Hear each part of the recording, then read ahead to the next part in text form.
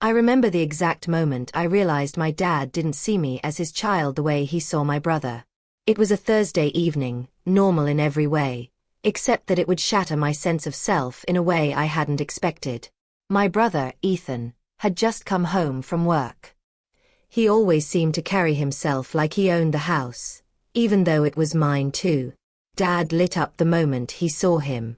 "There's my real son," he said cheerfully, not even noticing me sitting at the table. I froze. My stomach dropped. I didn't know if I had heard him correctly. I asked cautiously, "What did you just say?" He looked at me as if it were obvious. I said, "Ethan is my real son. The one I was proud to raise. You were a punishment." I couldn't breathe. Punishment. My birth. The words repeated in my head like a bad song. I tried to laugh it off, tried to tell myself he was joking, that he didn't mean it, but the look on his face told me otherwise. He meant it. Growing up, I had always felt like the shadow. Ethan got the attention, the praise, the rewards. I got the silence, the sighs, the criticisms. Every achievement I had ever celebrated quietly, hoping he would notice, had been shrugged off or dismissed. And now, it all made sense. I left the room without a word. My mom called after me. "He didn't mean it."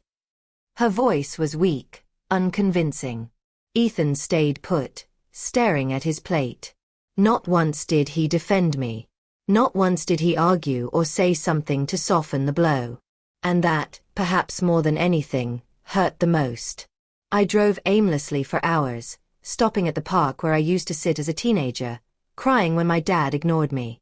Memories came flooding back, birthdays where he barely looked at me, praise always reserved for Ethan, the quiet moments where I wondered if I even belonged. And there it was, the truth laid bare in one sentence. My dad considered my very existence a punishment. That night, I sat in my car until my hands went numb. I thought about what staying there meant, living under the judgment of someone who never wanted me. And then I knew, I had to leave. Not in anger, not in rebellion, but to protect the only thing I had left, my self-respect. The next day, I packed a bag, grabbed my documents, laptop, and a few clothes, and left my childhood home behind. I didn't know exactly where I was going or what I was going to do, but I knew I couldn't stay. Every step I took felt heavy and freeing at the same time.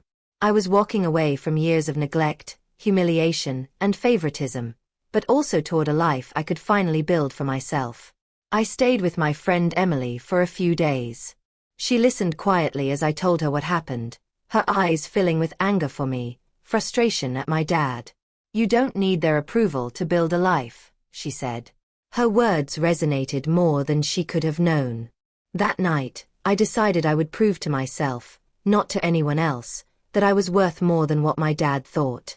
I rented a small, cheap studio apartment. It smelled like dust and concrete, but it was mine. No walls of judgment. No reminders of failure.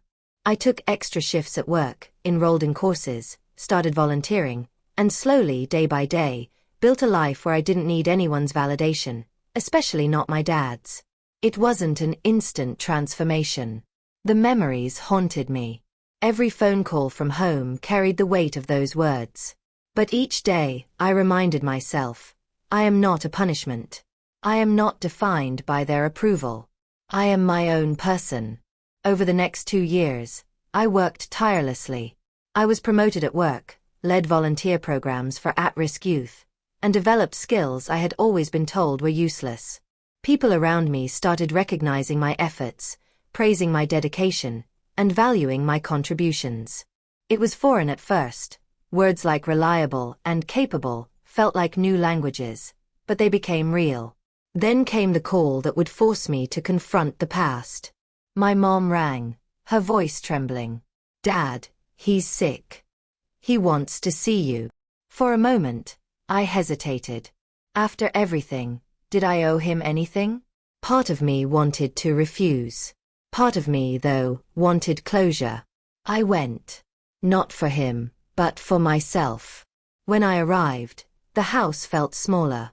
Dad sat in his chair, thinner, frail, a shadow of the man I had known. But when he looked at me, his eyes softened, the first time I had ever seen warmth there. "You came," he whispered. "I did," I replied, steady, controlled. He took a shaky breath. "I was wrong. About you, about how I treated you. Ethan. He was easy for me. You made me confront things I didn't want to face. I called you a punishment because I was scared. I didn't know how to love you." I felt tears sting my eyes, but I held them back. I listened as he spoke, letting his words settle. For the first time, he acknowledged what I had always known, that my life mattered, even if he had failed to see it. "You weren't a punishment," he said finally. "You were the son I didn't know how to raise. And now, I see you've become someone I could be proud of." His words didn't erase the past, but they didn't need to. What mattered was the truth. I had grown into someone strong, capable, and respected, not because of him, but despite him. 2 weeks later, he passed away. At the funeral, my mom handed me a small frame. Inside was a picture of me volunteering with children, smiling and confident. At the bottom, in Dad's handwriting, "The son I never believed I could raise, but did." I hung it on my wall at home, not as a replacement for years of neglect, but as proof that I had rewritten the story. They tried to define me as a punishment, but I became my own proof that a difficult beginning doesn't define the ending. I wasn't the mistake he claimed I was. I was the son he never believed I could become, and I had become exactly that.